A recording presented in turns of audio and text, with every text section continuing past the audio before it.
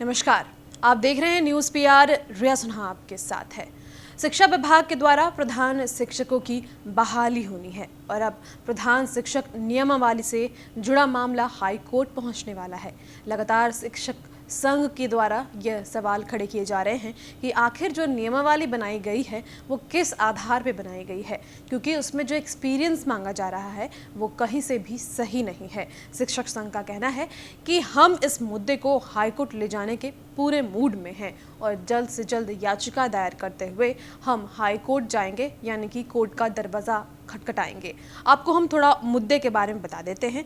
राज्य सरकार प्रधान शिक्षक बहाल करने के लिए नियमावली बना चुका है, लेकिन जो अनुभव मांग रहा है वो अन्य सवालों को लेकर सवाल उठने लगे हैं और शिक्षक संघ को मालूम है कि सरकार उनके सुझाव को ऐसे तो नहीं मानेगी, इसलिए अब तैयारी हाईकोर्ट जाने की जा रही है। इसकी आशंका जल्द है कि प्रधान शिक्षक नियमावली से जुड़ा मुद्दा न्यायालय तक पहुंच जाएगा। आपको बताएं, प्रदेश की कार्यकारिणी बैठक थी शिक्षक संघ की और उसी में यह बातें कही गई कि किस प्रकार से यह जो किया जा रहा है वो सही नहीं है। सरकार द्वारा जारी जो अधिसूचना है वो प्रधान शिक्षक की नई बहाली बताई जा रही है। प्रधान शिक्षक की यदि यह नई बहाली है तो फिर RTE यानी कि राइट टू एजुकेशन के प्रावधानों के अनुसार प्रधान शिक्षक के लिए TET क्वालिफाई करना नेसेसरी है, लेकिन ऐसा नहीं हो रहा है। इस संबंध में विभाग द्वारा जारी जो अधिसूचना है उसमें 2012 या उसके बाद आयोजित TET परीक्षा उत्तीर्ण होना अनिवार्य बताया गया है,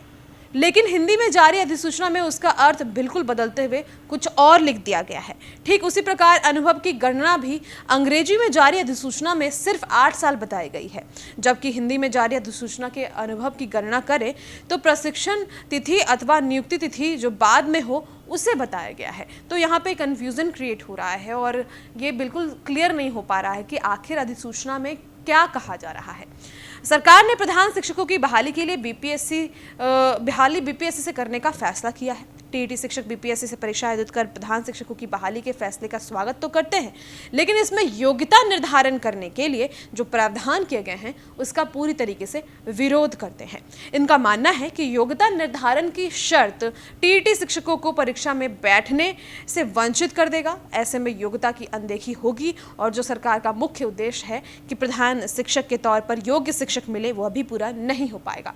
TET शिक्षक संघ ने विभागीय पदाधिकारियों को इस संबंध में TET शिक्षकों की वाजिब मांगों से अवगत कराया, लेकिन सरकार द्वारा कोई समुचित हल नहीं निकाल सका है और इसी को लेकर हाईकोर्ट जाने की तैयारी संघ कर रहा है। सरकार को अल्टीमेटम दे दिया गया है कि वो जल्द ही इन बातों को सुलझा दे, अन्यथा आने वाले कुछ ही दिनों में याचिका दायर कर यह लोग कोर्ट का दरवाजा खटखटाएंगे। इन्होंने कई और भी बातें कही कि NCTE के गजट का उल्लंघन किया गया है, साथ ही साथ राइट टू एजुकेशन का भी उल्लंघन यहाँ पे हो रहा है, क्योंकि प्रधान शिक्षक की बहाली में कुछ क्लियर नहीं हो पा रहा है। TET क्वालिफाई करना नेसेसरी है अंग्रेजी वाले अधिसूचना के अनुसार, लेकिन हिंदी सूचना में ठीक उसके विपरीत है। उसकी गणना की जाए तो बिल्कुल अलग बताई जा रही है। तो यहाँ पर अब TET शिक्षक जो हैं वो यानी कि शिक्षक संघ जो है वो हाईकोर्ट का दरवाज़ा खटखटाने जा रहा है और ये मामला बड़ा होता हुआ अब दिखाई दे रहा है। इस खबर में इतना ही, और भी खबरों के लिए बने रहें। धन्यवाद।